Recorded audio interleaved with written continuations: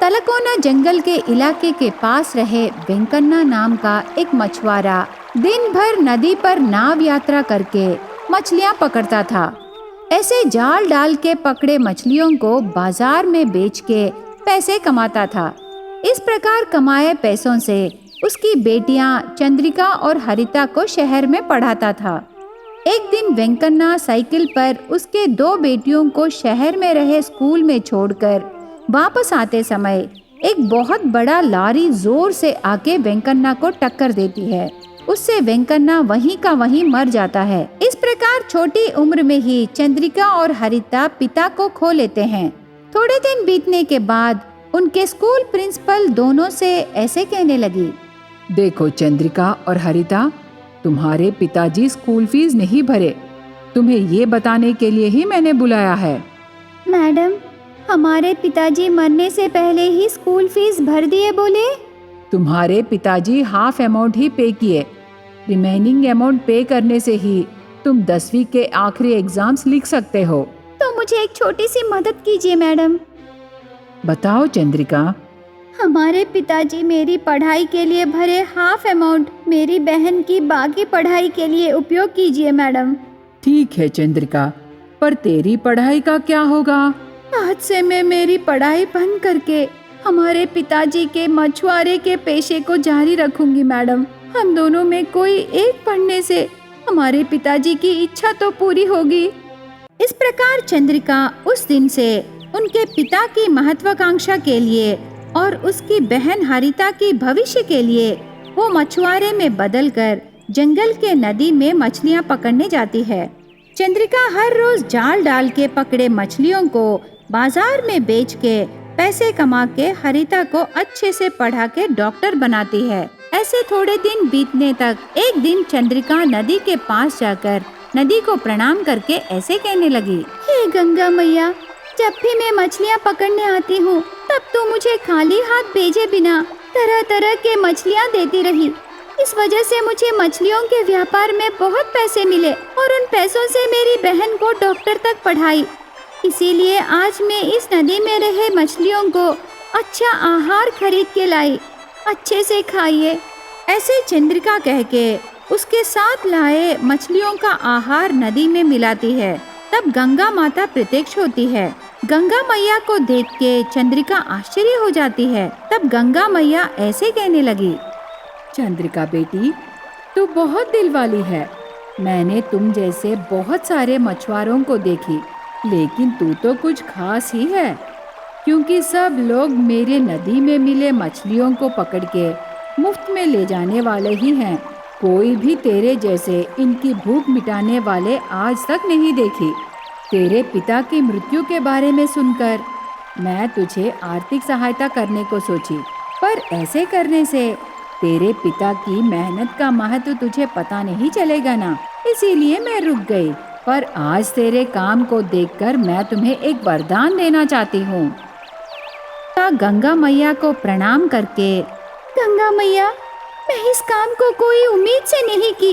आज मुझे तेरा दर्शन भाग्य मिला है, मेरे लिए वही काफी है मैया। चंद्रिका, तुम्हारा नेक दिल मुझे बहुत पसंद आया। इसके लिए मैं तुझे एक महिमान्वित जल मंत्र उपदेश करूंगी। तू किसी भी नदी में डूबकर इस मंत्र को जप करने से तब तुरंत वो नदी क्षेत्र एक सुनहरे क्षेत्र में बदल जाएगा। जब भी तुझे पैसों की परेशानियां आए तब उस क्षेत्र में मिले सोने को बेचकर खुश रहो। ऐसे गंगा मैया चंद्रिका के कान में मंत्रोपदेश करके गायब हो जाती है।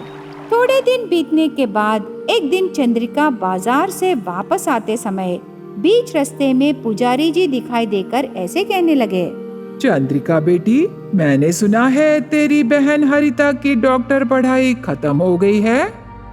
हाँ पुजारी जी, हरिता की डॉक्टर पढ़ाई खत्म हो गई है। जल्दी से कोई अच्छा रिश्ता देख के शादी भी करना है। तो मेरे पहचानत के एक जमींदार के बेटे की शादी करने के लिए डॉक्टर पढ़ाई किए लड़की को ढूंढ रहे हैं। क्या मैं उन्हें पूछूं बेटी? वो बात सुन के चंद्रिका बिना जवाब दिए सोचने लगी। चंद्रिका बेटी, क्या सोच रही हो? वही पुजारी जी, आप कहते हो वो जमींदार का बेटा है, उन्हें दहेज देने के लिए मेरे पास उतने पैसे नहीं है जी, इसीलिए हमारे साई के रिश्ते को देखिए ना पुजारी जी। देखो बेटी, तेरे पिता की मृत्यु के बाद उनके स्थान पर खड़ी रह के एक पिता की तरह तेरी बहन को डॉक्टर तक पढ़ाई। अब तू शादी के लिए दहेज के पैसों का इंतजाम नहीं कर सकती क्या? अच्छा मौका सबको नहीं मिलेगा।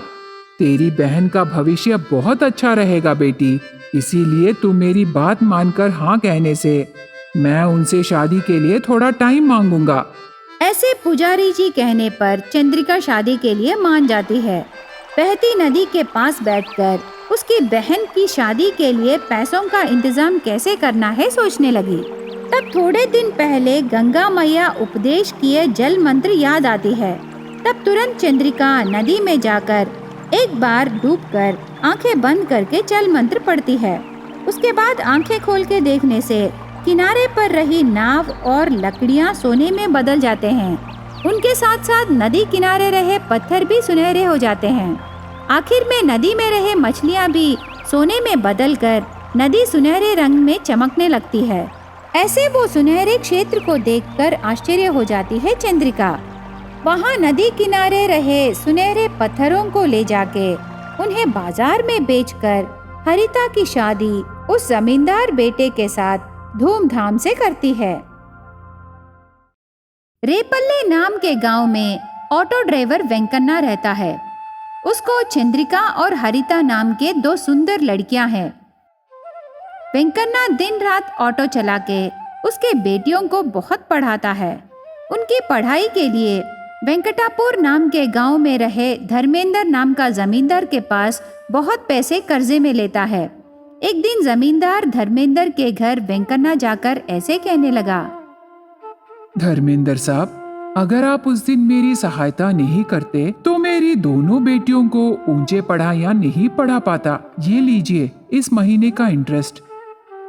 मैंने तुम्हारी मदद नहीं की, व्यापार किया है वेंकन्ना। इतनी आधी रात इंटरेस्ट के पैसे लाके देने की क्या जरूरत है?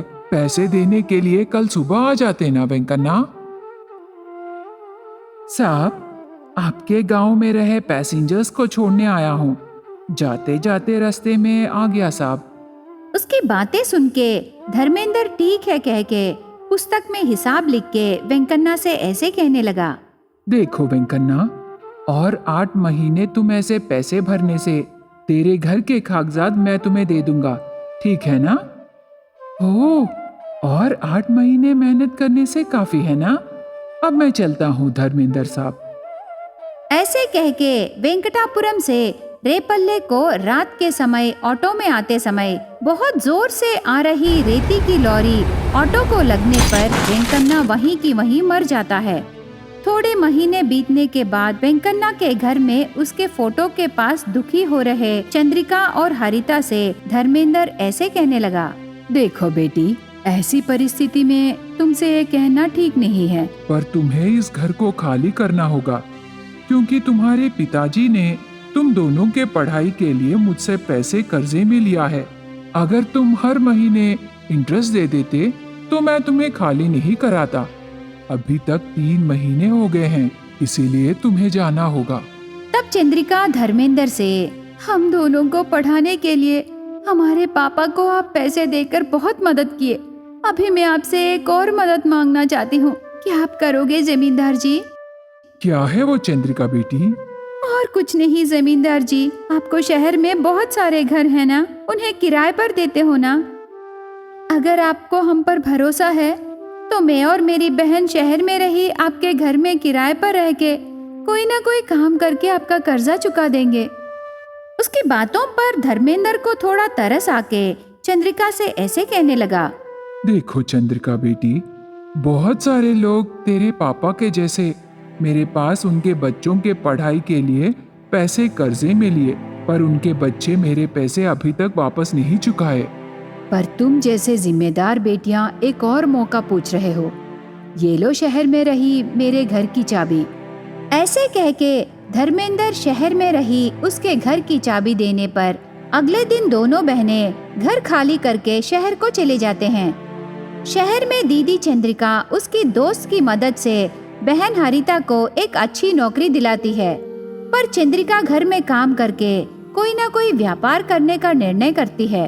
तब घर पर सब्जियां बेचने का व्यापार रखने को उसकी बहन हरिता चंद्रिका से कह के सलाह देती है। वो व्यापार शुरू करने के लिए पैसे कैसे लाना है करके उसके घर के ऊपर छत पर घूम के सोचते समय चंद्रिका को इससे पहले किराए पर रह के गए घर वाले छोड़े फ्लावर पॉट्स दिखाई देते हैं।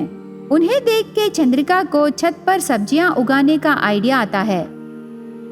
तब तुरंत यह विषय उनके घर का ओनर जमींदार से पूछ के काम शुरू करती है।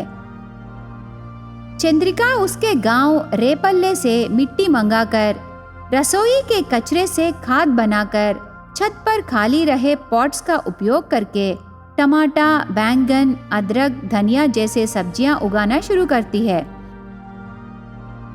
ऐसे सब्जियां और फल उगाकर जैविक रूप से उगाए कह के शहर में रहे लोगों को प्रचार करके उसके घर के सामने एक दुकान खोलकर बेचने लगी।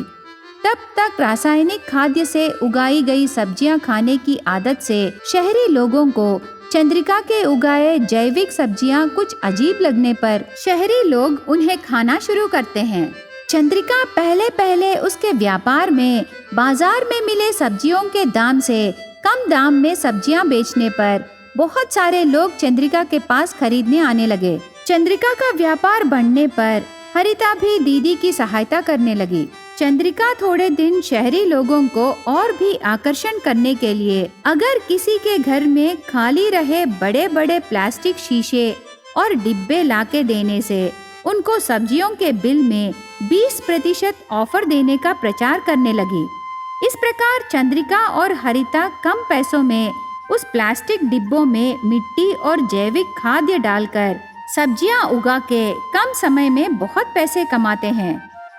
उनके कमाए पैसों को जमींदार धर्मेंद्र को देकर उनके पिता का कर्जा चुकाकर उनके घर के कागजात पिता के फोटो के सामने रख के प्रणाम करते हैं चंद्रिका और हरिता।